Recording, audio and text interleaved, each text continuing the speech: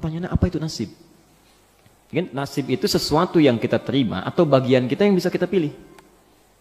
Oh, bedakan itu ya. Ada qadar, ada takdir, ada qada, ada nasib, itu lain. Ya. Wala tansa nasibaka minad dunya. Kita bisa lihat di Al-Qasas misalnya kan, dari ayat 77 sampai 78 itu. Wabtaghi fima ataqallahu daral akhirah. Kalau Anda beraktivitas cari akhirat dulu. Wala tansa nasibaka minad dunya, dan jangan lupakan pilihan duniamu untuk engkau ambil yang mendukung ibadahmu. Jadi ngambil dunia itu jangan semua mesti diambil yang kira-kira bermanfaat untuk kita sebagai bekal untuk akhirat. Ya. Misal, polanya Anda ingin berpakaian, ya. Maka yang didahulukan kepentingan akhirat dulu. Bagaimana caranya supaya saya sholat dengan pakaian terbaik, ya. Bagaimana supaya saya ibadah itu pakaian disukai oleh Allah, disenangi oleh Rasulnya. Dunia akan mengikuti. Ini rumus ya, karena saya sering dapat pertanyaan, orang banyak mengeluh, rezekinya macet, pekerjaan tidak terbuka dan sebagainya. Rumus Qur'annya, arahkan ke akhirat, dunia akan mengikuti. Saya perhatikan kenapa doa-doa itu jarang terkabulkan dengan cepat. Persoalan utamanya karena seringkali meminta dunia. Itu yang jadi keliru, ya. Kalau mau cepat, mintakan akhirat, karena kalau minta dunia Anda nyarinya capek. Kalau minta akhirat, Allah yang langsung kasih, itu dibuka pintu langit, pintu bumi dibuka. La fatahna 'alaihim barakatim minas sama'i wal ardh. Contoh, Anda butuh uang 1 miliar. Ya, untuk bangun rumah ini dan sebagainya. Mintakan dulu kehendak ibadah, dunia akan ikut. Duhai Allah, sudah 40 tahun hamba hidup engkau berikan kepercayaan. Hamba sudah syahadat mencoba dengan baik. Sudah juga salat ya Rabbal Alamin. Hamba coba untuk sempurnakan. Tapi sampai hari ini hamba belum mampu menunaikan rukun Islam yang ketiga untuk berzakat. Duhai Allah, sekalipun ajal hamba itu akan dekat, mohon jangan wafatkan sebelum hamba bisa berzakat. Anugerahkan kemampuan untuk berzakat 25 juta saja. Supaya semua orang bisa dapat zakat dari hamba dengan kebaikan, bisa terinspirasi. Zakat itu berapa persen? 2,5. Kalau zakat 25 juta minta berapa itu? 1 miliar. Ya. Turunlah 1 miliar itu kita zakat. Selebihnya untuk dunia silakan 975 juta. Baik Pak ya. Yang kalau mau hitung-hitung tuh begitu cara ininya, mintanya kepada Allah. Baik. Nah, nasib itu bukan bagian kita yang begitu saja kita terima, tidak. Kita yang memilih, kita mengambil.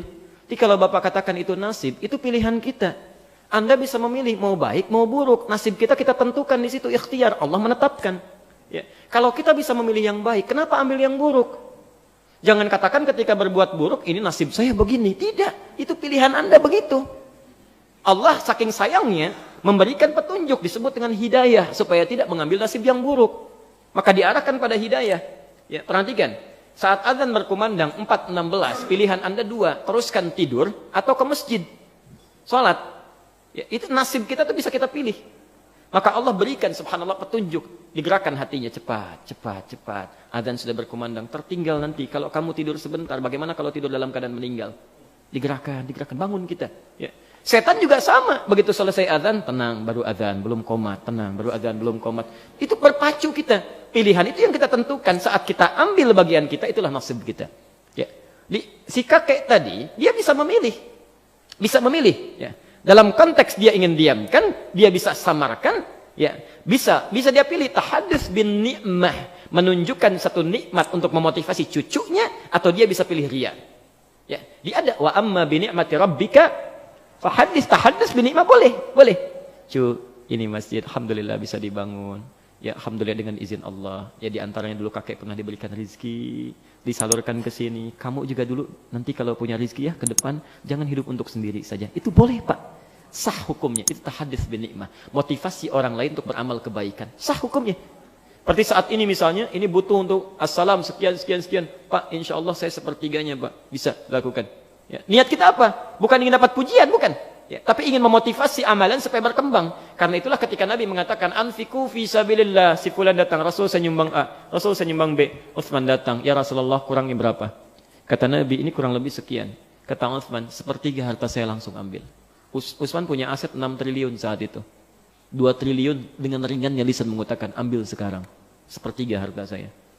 Ya. Mesti ada yang seperti Utsman. Ya. Mesti ada yang seperti Utsman. Allah. Jadi tenang itu. Ya, tenang. Kita harus bersinergi. Kalau butuh sesuatu masjid, ada yang harus jadi Utsmannya. Makanya ada yang berusaha dalam kebaikan dunianya, niatkan ibadah. Begitu dibutuhkan, Allah titipkan pada Anda. Ya. Kalau nggak ada yang kayak Utsman, ya, seorang muslim yang dermawan, itu susah berkembangnya. Nggak bisa langsung pakai doa aja. Assalamu mau pasang kubah, Allahu Akbar, turun kubah dari langit. Gitu. Nggak bisa. Terus ada Utsmannya ikhtiar. Ada ikhtiar. Tapi poin saya ketika Utsman mengatakan sepertiga, itu nggak ada unsur ingin dipuji. Jadi menampakkan kepada orang supaya termotivasi untuk beramal. Buktinya apa? Umar langsung datang.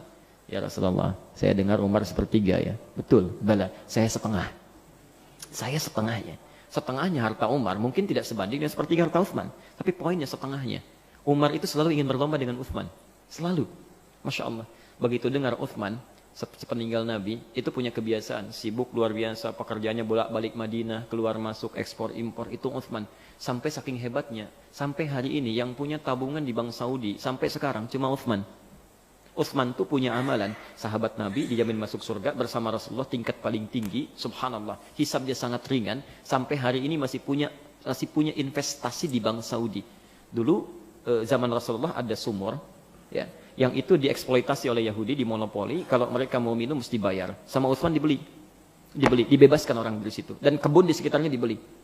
Sekarang difungsikan jadi hotel, ya. Setiap ada royalti dari situ dimasukkan rekening, diberi nama atas nama Utsman bin Affan, disedekahkan. Ya, sampai kiamat kalau kurang 2 hari lah ya. Kalau kiamat kan orang Islam nggak akan hidup, tidak akan hidup. Ya.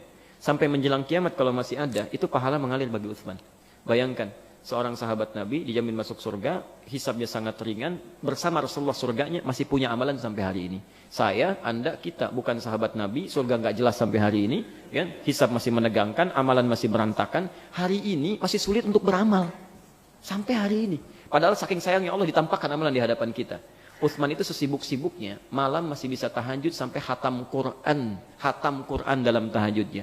Cek di At-Tibyan halaman 37. Di situ ada 2 paragraf. Setiap paragraf itu 8 baris. Cek bagaimana keutamaan sahabat di situ.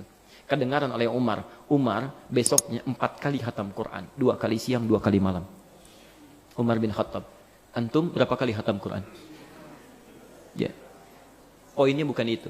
Tiba-tiba datang seseorang yang selalu mendampingi Nabi, yang hidupnya diserahkan pada Rasulullah untuk kepentingan Allah dan Rasulnya. Tiba-tiba datang berbisik mengatakan, "Ya Rasulullah, saya semua harta saya." Bertanya Nabi, "Madza tarakta li ahlik?" Kamu tinggalkan apa untuk keluargamu? Allah wa rasulahu. Saya tinggalkan Allah dan Rasulnya. Allah. Dipegang tangannya, digenggam, diumumkan pada para sahabat. Abu Bakar, akhi, faman adahu faqad adhani. Abu Bakar itu saudaraku. Siapa yang mencela dia, mengganggu dia, menyakiti dia, maka dia telah menyakiti saya. Seorang Abu Bakar.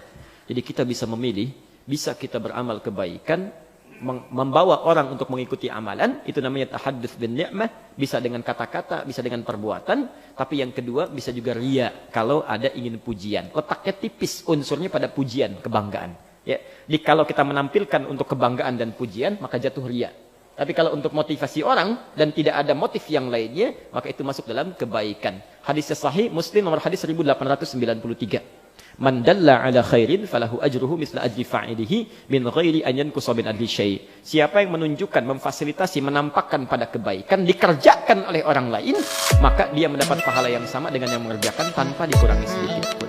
Bapak infak kelihatan oleh orang, nggak niat kita untuk riya, dilihat orang, orang itu pun infak, kita dapat